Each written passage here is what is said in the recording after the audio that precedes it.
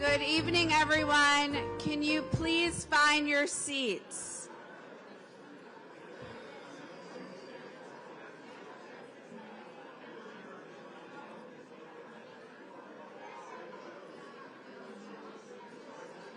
Good evening. The program will begin shortly, so if everyone could please find their seats.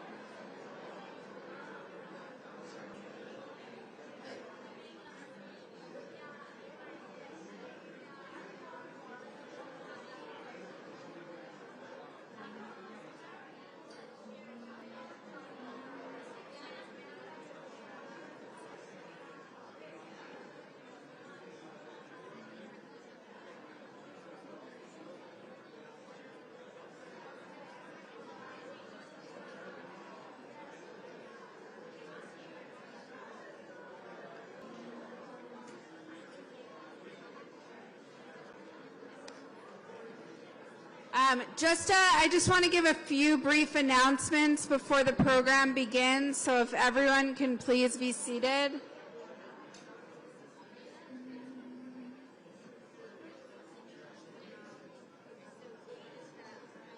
Yeah, that's why I'm trying to get them to sit so I can...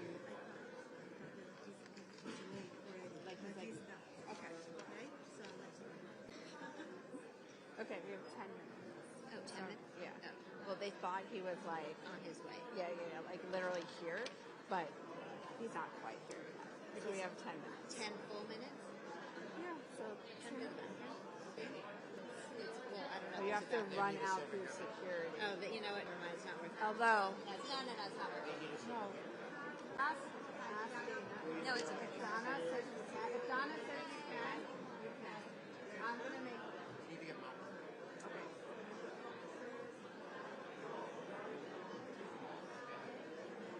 Malcolm, can you please come to the front? Malcolm, hold line. Oh.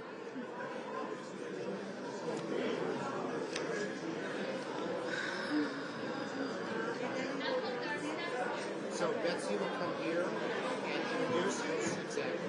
They'll be here in 10 minutes. So what do you want? I just wanted to Okay. Okay, so a few announcements before we begin. I just need like literally 2 minutes. Thank you, everyone. Stephanie Hausner, I'm from the conference. We have just a couple of logistical reminders that I wanted to tell everyone while we still had your attention. So tomorrow, everyone needs to bring their passports because we are going to the Knesset, so please remember your passport. Also, we had a little change in schedule. The Foreign Minister Saar is now going to come tomorrow morning. We're still going to be here in the morning, and then we'll go to the Knesset. We updated the times in the app. If you're having issues with the app, Elon, raise your hand. He's over there. He can help you with the app, but the whole schedule is updated there. If we could do, I think, a show of hands of who wants to have a Shacharit minyan, but it would be quite early at, I don't know, 6:15. 1, 2, 3. We got 3. 4, 5, 6, 7. Okay, we're at 7. All right, so let's look at whose hand is not raised, maybe. Yeah, and there's some peer pressure. Can I start calling people out? Would 6:20 be better? 6:20, 6:30. There we go. Okay, so we will plan to have a Shacharit minyan down here tomorrow morning. What? How much time do you need? 45 minutes, 15. 30 minutes, 6:30. 6:15, let's aim for 6:15. We'll do Mariv in between. As soon as the Prime Minister finishes, they're going to bring out food.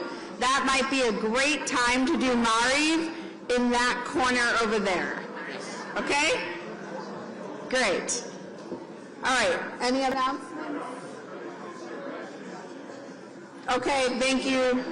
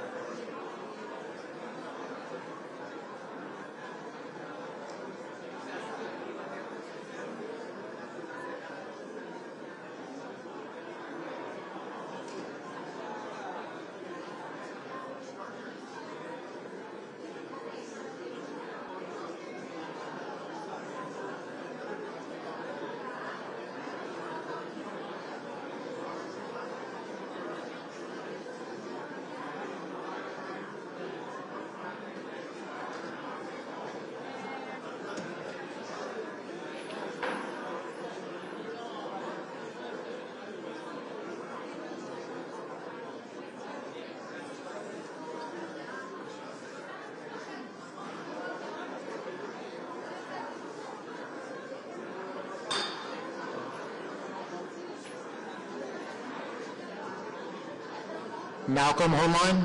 Malcolm, can you come up front? Can I put this down so I can actually read it? Yes. But don't close that because I think it messes up that. But you'll be the first person to be fine. Oh, just like that. Okay.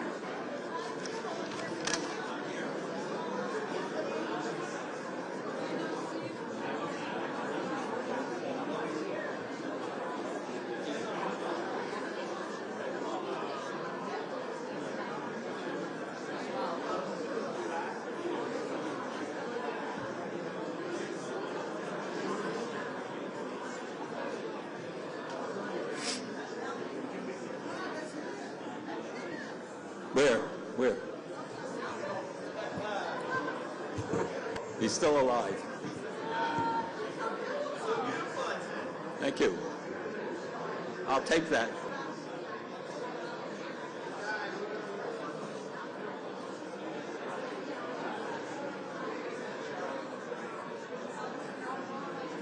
Don't tell Alex Trayman. Don't tell Alex Trayman about me. Don't tell him.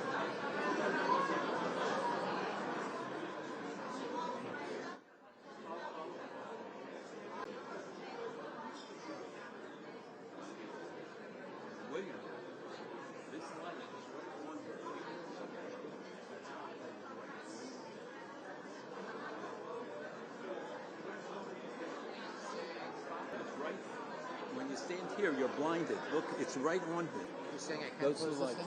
Yeah, you want to close it? Yeah. Not this, but This that. this Those I are do like- want to yeah, close. okay. No, those are like. You want to have those in? Is there a Yeah. way to...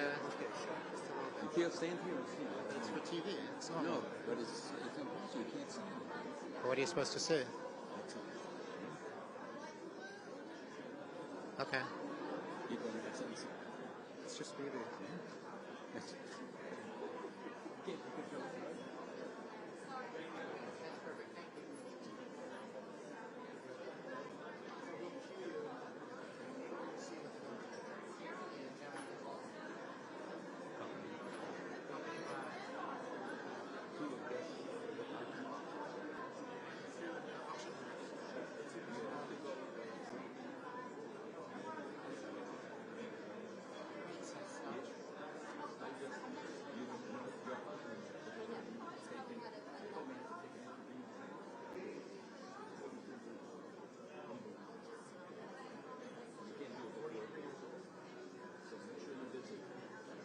He has a couple of vials and it's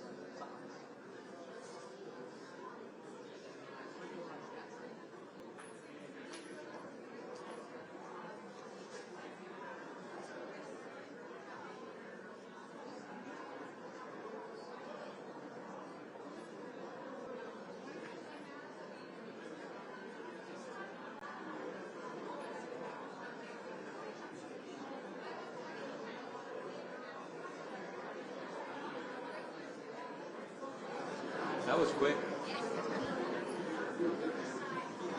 Is it something you said?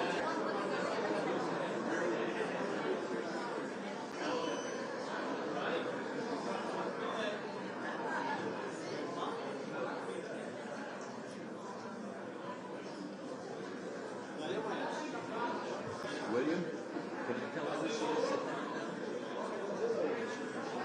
It's a minute of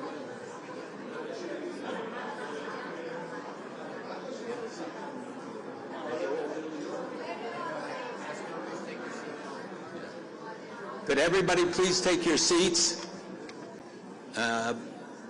In a minute, we will have a special guest arriving, so they want everybody to be at their seats and, of course, stand up when he comes. So don't take your seat, just be there.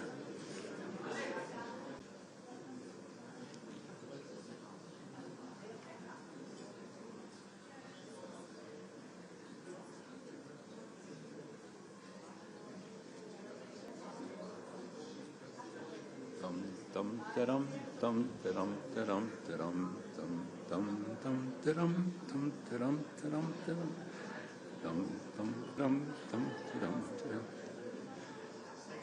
dum dum dum dum. They don't know the words. I actually thought of it, but Me and him.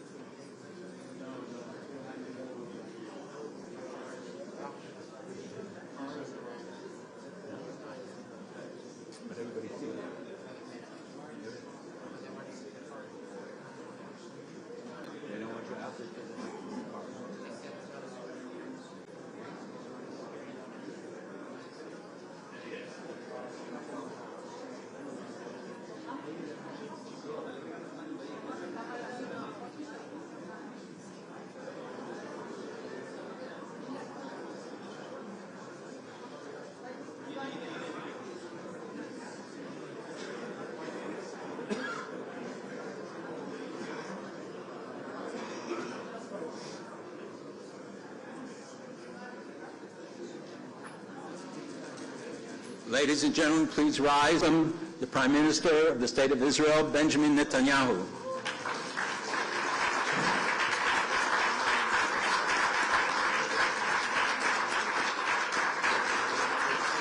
I haven't seen you in a while. I tried, but I wanted to meet you.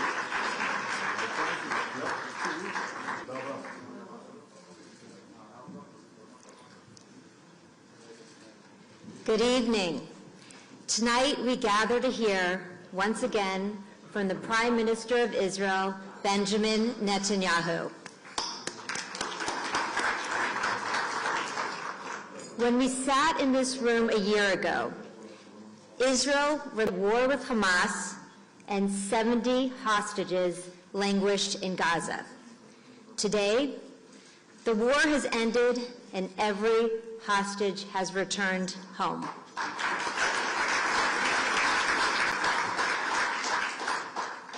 Mr. Prime Minister, we thank you for your determined leadership during these very painful months and for your unwavering commitment to bringing every hostage home.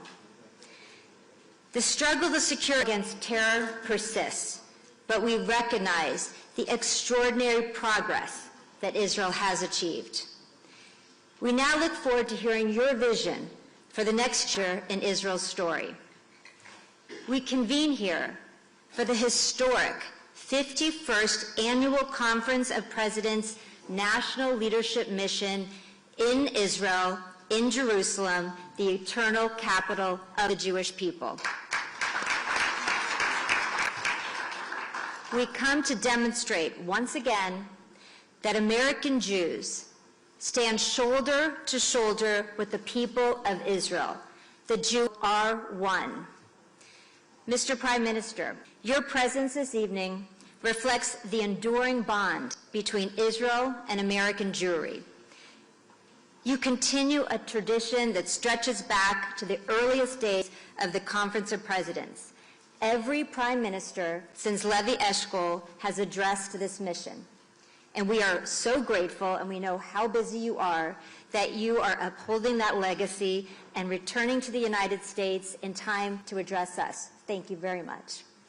Ladies and gentlemen, please join me in welcoming the Prime Minister of the State of Israel, Benjamin Netanyahu.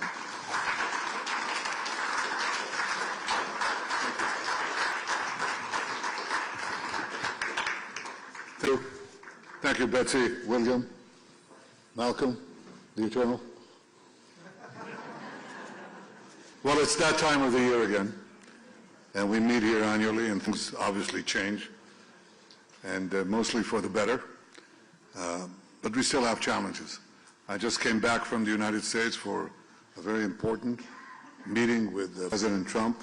Obviously, the focus was on Iran. The President is determined to exhaust the possibilities of achieving a deal which he believes can be achieved now because of the circumstances that have been created, the force projection, and the fact that, as he says, Iran must surely understand that they missed out last time, and he thinks there's a serious probability that they won't miss out this time. I will not hide from you that I express my skepticism of any deal with Iran because, frankly, Iran is reliable on one thing. They lie and they cheat. But I said that if a deal is to be reached, it should have several components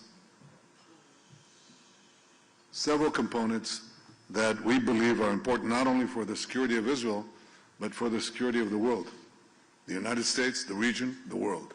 The first is that all enriched material has to leave Iran.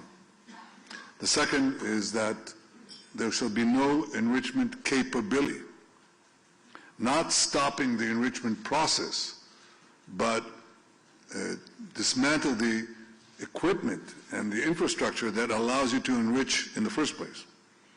And the third is to deal also with the questions of ballistic missiles. There's an MTCR limitation of 300 kilometers. Iran is supposed to adhere to it. Of course it doesn't. As the Rising Lion operation by itself manifested. Everybody knows that. And the fourth is dismantle the axis of terror that Iran has built. It's been smashed, but it's still there. It's trying to recover, as Iran itself is trying to do. And the last thing is, remember Ronald Reagan's dictum vis-a-vis the Soviet Union? Trust but verify, distrust, distrust, and always verify. So there has to be real inspections, substantive inspections, no lead time inspections, but effective inspection for all of the above. These are the elements that we believe are important for the achievement of a deal, and I presented our position very clearly. We also spoke about Gaza. I think we set out when we went to, after we were massacred on October 7th, we set up 3 goals vis-a-vis Gaza. The first one was to return all the hostages.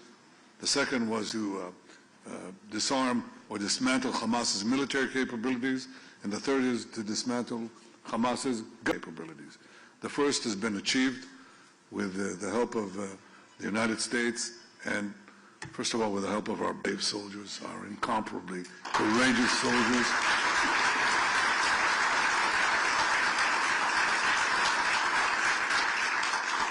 The support that we got from President Trump and his team, the support we got from you and so many around the world, and the decisions that we made not to cower and not to submit to the pressures that were on us from outside and from inside.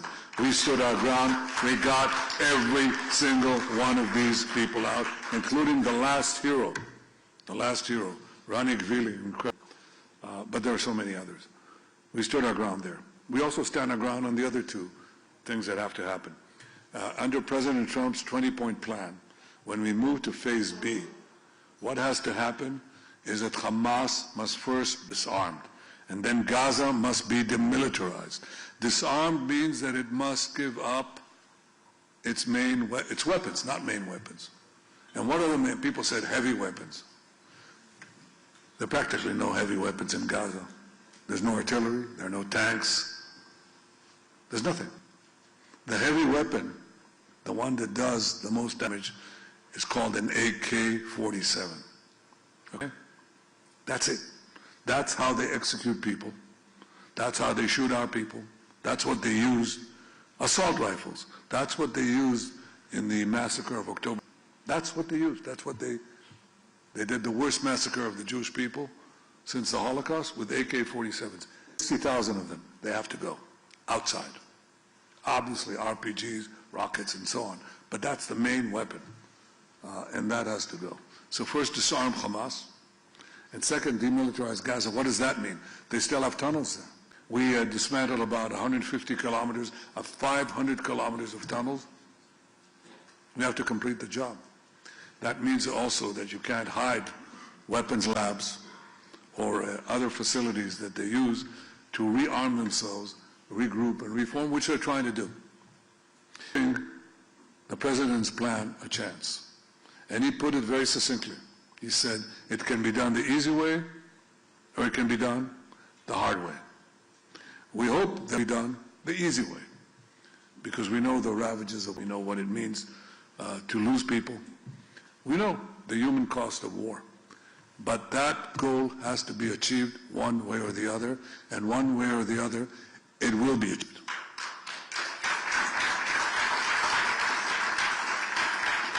In the meantime, when there's a ceasefire, it doesn't mean that we can't do anything. They attack us, including yesterday and today. We killed 13 terrorists. We act in response. We don't wait, we just do. They don't have a free rein, but we are giving them the time, giving the ISF, the International Security Force,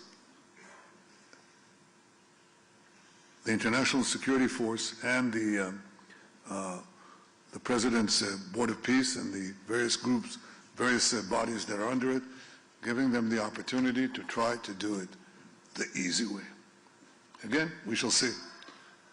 And it will be done. Gaza will not pose a threat ever again to the State of Israel.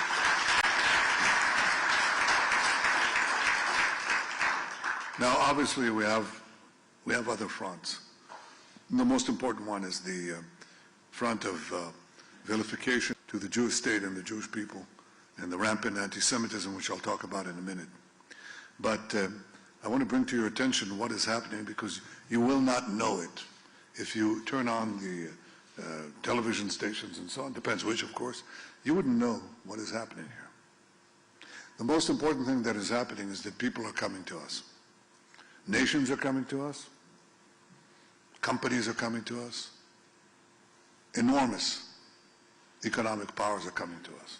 Israel has been ranked by The Economist, not a particular fan of me or the State of Israel in recent years, but it ranked the Israeli economy among the 3 most in the world, just now. Now this comes after 2 years of war. 2 years. It's our longest war. It's even longer than the War of Independence. 2 years of being savaged in the international media and so on, in the UN and all these associated bodies. Our economy is growing rapidly. Our stock market is at an all-time high. The shekel versus the dollar is at almost at a 30-year high. Inflation is going down. There's very little of it. Interest rates have gone down. Not enough. More. It's at 4% now. It'll go down further. And the investments in Israel are huge. Now, why is that happening? 1, because we run the economy responsibly. We know how to do that. 2, because we have the war showed the prowess of Israel, the enormous capacities here, the high-tech, deep-tech capabilities that astonish the world. That is not only in the military field. It has immediate consequences in the civilian field, and people understand it. So they come here. Now, as I said, countries come here. Chancellor of Germany was here at his initiative. We'd like to talk to you about our defense industry, in which they want to invest a very, very large amount of money. Who's coming here next week? Narendra Modi. Tremendous alliance between Israel and India, and we are going to discuss all sorts of cooperation. Now, India is not a small country. It has 1.5 billion people. In India, Israel is enormously popular. Enormously popular. Did you know that? Yeah, you do. Good. I'm glad you know it. But I want all of you to know it. And there are other countries that are coming to us, one after the other. There's been a change, as you know, in Latin America. You know it. The first one, obviously, is the constancy of some of our friends. Argentina, among them, a tremendous friend, and deserves tremendous applause. Milei. But there are others. There's Ecuador and Paraguay and Bolivia and so on. I think there are about 7 countries right now, and I'm remiss in not calling their names, but the number is going all the time. Chile. Any more? No, come on, tell me. What? Panama, thank you. Others? Honduras, yes. So have I left out anyone? That's not a Latin American country. Well, there are more. There are more in Asia than you could possibly believe. And some of them are reticent about it. Some of them are less reticent. Some of them are open about it. They're coming because Israel is a powerful engine. It's a juggernaut on innovation and technology that is changing the world. About 10 years ago, I said that Israel will be among the top 3 cyber powers in the world. I was wrong. Well, I was right, but it's number 2. Israel, tiny Israel, 10 million people, receives more foreign investments in cyber tech than any other country in the world except the United States. I'm talking about absolute numbers. That's what we did in 10 years. Guess what? We're going to do exactly the same thing in AI. We just signed a major agreement with the United States on AI cooperation. We're going to do the same thing in quantum. This is our advantage, and we pursue it with a vengeance. Israel is a very strong country coming out of the war. Coming out of the war, strong economically, strong militarily, strong technologically, and we intend to be a lot stronger. Now, why am I telling you this? Because I believe, oh, and by the way, the United States just issued a Security Council memorandum, and it described its vision of regional alliances and anchor countries, and it called Israel, you know, the model ally. The model ally. An ally that obviously believes in democratic principles, but is willing to fight for itself. As for American boots on the ground, we develop our own arms industry. By the way, that's something I discussed too with President Trump, with deep appreciation for American support given over the years by both parties, both sides of the aisle, for Israel's military assistance. But I said, just as I said when I was first elected in 1996, first time I was elected, I said, we have come of age economically, or we will reform our economy with free market principles, so we don't really need, we can afford to give up over a phased period the economic aid that we were receiving at the time, which was financial aid, which was $1.2 billion. That was a lot of money in those days. Our GDP per capita at the time was $17,000. Now it's going to be very soon $65,000 per capita. And in 10 years we'll have a $1 trillion economy. Now that's not a huge economy, but it's not a small economy either. So we can afford to phase out the financial component of the military aid that we're receiving. And I propose a 10-year drawdown to zero. Now, in the 3 years that remain in the present Memorandum of Understanding, and another 7 years, draw it down to zero. Israel will support itself, and does, just as we fight for ourselves. At the same time, we want to move with the United States from aid to partnership, because we have phenomenally gifted technologists and developers of all sorts of defense systems. And we share it with our friend, the irreplaceable friend of the United States. But we want to have now joint investments. We put in one, they put in equal part, and we share the fruits. But our goal is to build an independent arms industry in Israel. I think the entire world understands what kind of world we enter, and that's something that we intend to do. I'm saying all this, a capacity to defend ourselves, our strength, because it relates to the last point that I want to make to you. I think people are probably shocked by the waves of antisemitism that are sweeping those societies, free societies, the United States, Europe, Australia, where we had the tragedy on the Bondi Beach, and elsewhere. and in America itself. And that is indeed shocking. Well, it isn't necessarily shocking if you see the cycles of anti-Semitism throughout the ages. Yes, anti-Semitism had a brief respite. It did, respite after World War II, after the Holocaust, but it came back. It was quite prominent before World War II. Anyone here is old enough to have known Father Coughlin? Do you know who Father Coughlin was? Do you want to describe to them who Father Coughlin was? Yep. Okay, so some of you are old enough. Well, he was an isolationist, he was a rabid anti-Semite, and so on. And of course, World War II, it was enormously powerful. And then came World War II, and we know the rest, and now it's rearing its putrid and ugly head again. Okay, it is. But if you look at the course of Jewish history, then what you see is that this was a fairly constant phenomenon. I mean, once we had lost our land, once we were scattered among the nations, we were ready prey. We were ready. And eventually, when there was societal change, the Jews always were blamed. And we were blamed in antiquity, 500 years before the birth of Christ. People don't know about the Hellenistic anti-Semitism that was here in the diaspora. And then what happened in the Middle Ages, you are familiar with. And it happened in modern times. And these attacks on the Jews were always preceded by vilification, horrible vilifications, that even so-called civilized and educated people adhere to. The Jews poisoned the wells, the Jews spread vermin, the Jews slaughter Christian children to use their blood for baking matzahs. And this goes into modern times. The Nazis did the same thing.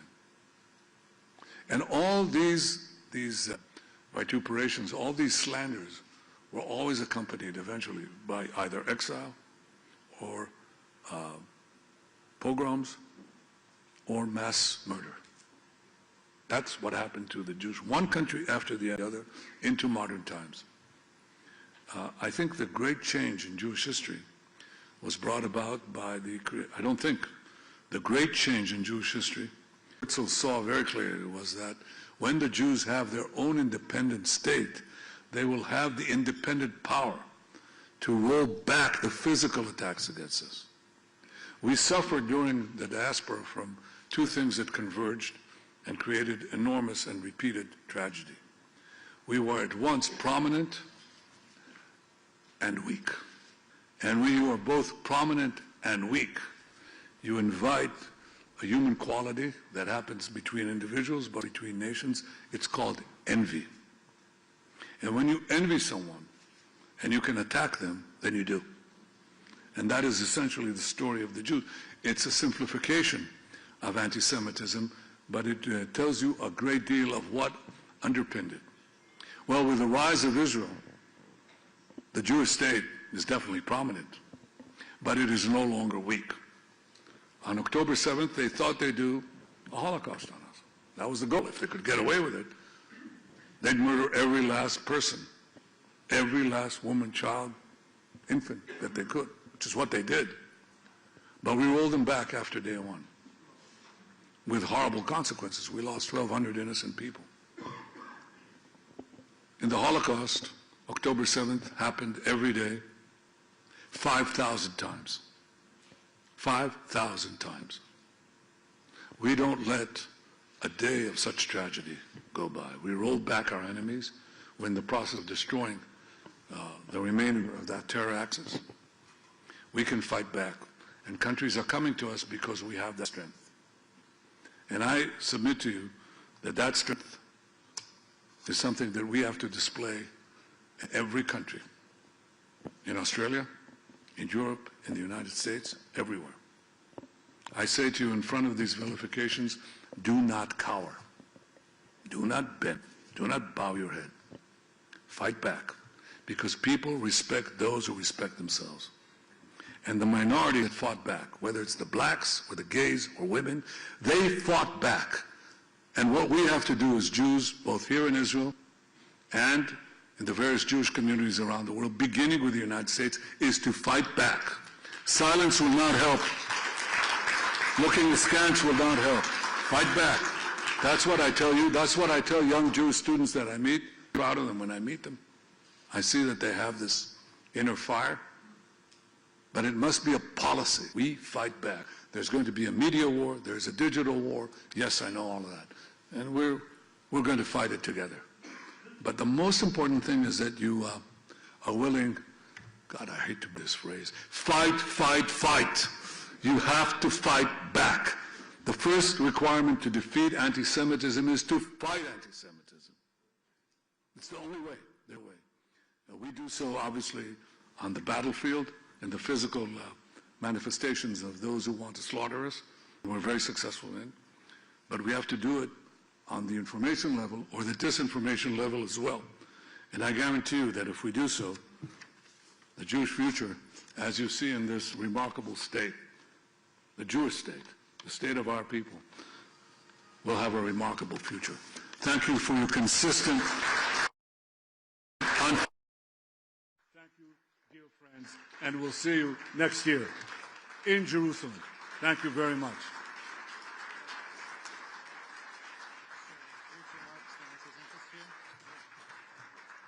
Mr. Prime Minister, thank you for joining us again. We are honored to hear your remarks.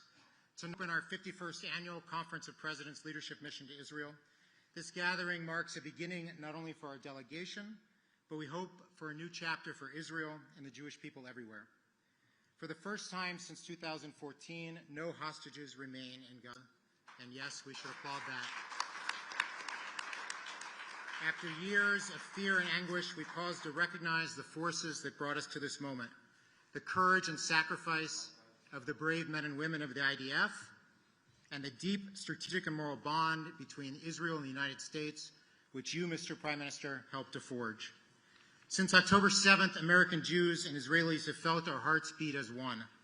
When Hamas attacked Israel, American Jews absorbed the blow immediately. In the weeks that followed, many allies we expected to hear from fell silent. And the Father Coughlin of our age, Tucker Carlson, gained followers. And Mr. Prime Minister, what stopped Father Coughlin was when the Catholic Church, which had supported him, stood up and called him out. And Mr. Prime Minister, today the American conservative movement should do exactly the same as Father Coughlin was done, which is to call out Tucker Carlson and condemn him for the hate that he purveys. We must, as you said, fight, fight, fight. After October 7th, we in the American Jewish community turned towards one another and rediscovered a simple truth. We can count on our fellow Jews. Out of trauma came clarity. We are one people, bound by shared destiny and responsibility and 3,500 years of shared history. This reality clarifies the demand of this hour. Unity between Israeli and American Jewry is essential. Our collaboration and shared strength must deepen, because when one part of the Jewish community comes under attack, all of us feel it. Mr. Prime Minister, we have felt that truth since October 7th. It strengthens our partnership and grounds our hope for what comes next. Mr. Prime Minister, we're thankful for your leadership, friendship with the American Jewish community and the Conference of Presidents. And along with Malcolm and Betsy and all of us here, we present this sculpture of peace by the noted Jerusalem artists Sharon Binder and Betsy Binder. Very, very nice. Thank you very much. Thank you. Thank you, Betsy. Thank you, Betsy. Thank you very much. Thank you. Can we take a quick photo with that right over here? Yeah. Let's do it. Oh, yes, and they make peace with the strong, not with the weak.